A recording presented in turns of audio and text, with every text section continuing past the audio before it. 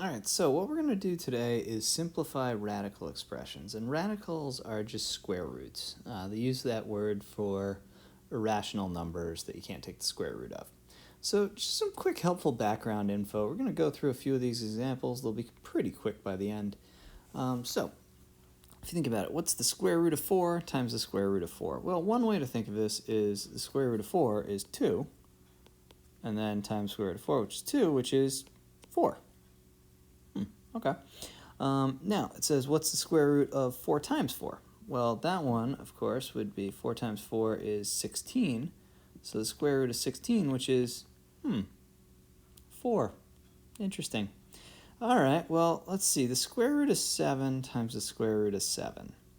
Not totally sure what the square root of 7 is, but one thing I do know is you can always rewrite this thing as the square root of 7 times 7, like this, which is exactly what we have right here.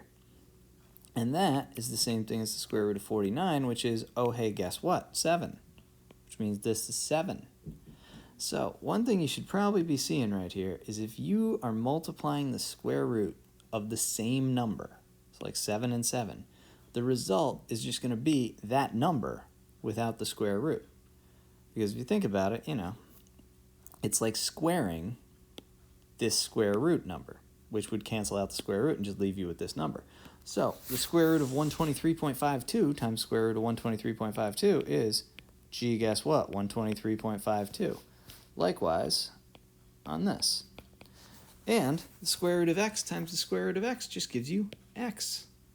And the square root of x times x, which is the square root of x squared, is x.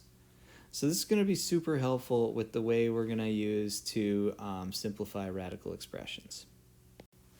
Okay, so here's how we're going to simplify the radical expressions. So we have the radical of 300 on the right here. We're going to use that as an example to get us through here. So step 1, it says to factor the number completely. So just think of any numbers that multiply to 300. You want an easy one, 2 times 150. That's pretty easy, right? And then 150 breaks down into 3 and 50. And then 50, you could do 5 and 10. And then 10 goes to 5 and 2. So the factors at the end of these factor trees, that's the same. Those are the numbers you could multiply to get 300. So another way of thinking of it is if you did 3 times 5 times 5 times 2 times 2, you get 300. Which means we can rewrite the square root of 300 as the square root of 3 times 5 times 5 times 2 times 2. Okay, now this is going to be super helpful because of what we did before. If you remember from the last slide, we had anytime you took the square root of two numbers that are the same being multiplied together, we can just get rid of the square root and take it out of the square root. So that's why step 2 says pair up the common factors. So if we look at the pairs here, we have a pair of 5s and a pair of 2s. The 3, it's all by itself. It doesn't get a pair. So for each pair, you can take one of those numbers outside of the radical sign. So for example, we can take a 5 outside of the radical sign, and we can take a 2 outside the radical sign because they're pairs. If you think about it, the square root of 5 times 5 is 5. It's not still in the radical, it's just regular 5. Same thing with 2, also outside. Now the 3, on the other hand, we can't touch the 3. The 3 stays in because it doesn't have a pair to get out. It's just times the square root of 3. Now, that was step 4, by the way. Leave the unpaired numbers inside the radical, number or numbers. And now, the numbers on the outside, you would multiply them. So 5 times 2 right here.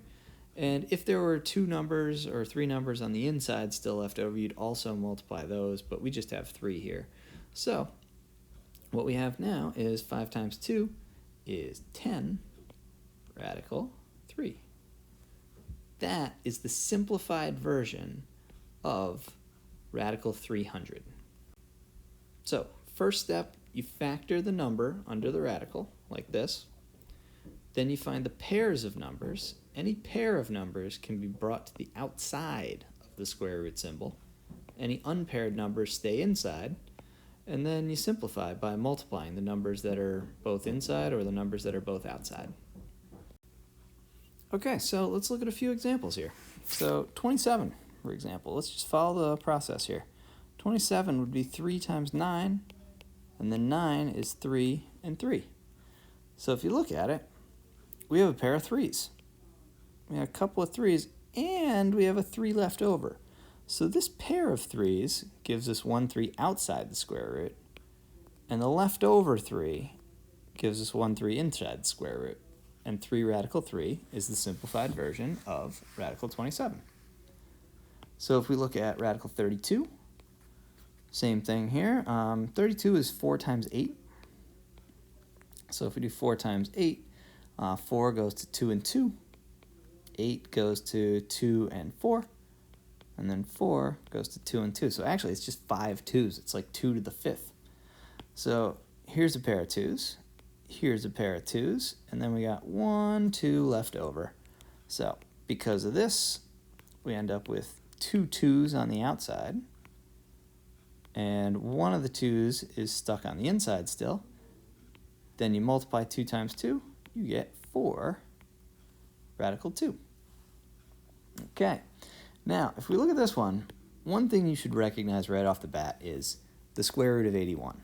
This answer should be 9, right? It's just the square root of 81. That's what it's asking for. That's how you'd simplify it. But let's just show you how you can do this in the same exact process and end up getting 9 in the end anyways. So we know it's 9 times 9. And then 3 times 3, 3 times 3.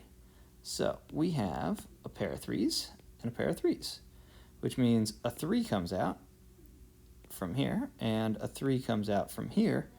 Left in the square root is nothing, but like theoretically you could put a 1 right there, but really the case is there's nothing left.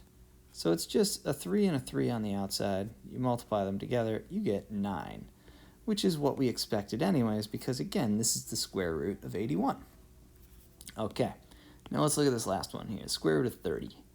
30 is 6 times 5, and then 6 is 3 times 2. So you're left with, the final factors are 3, 2, and 5.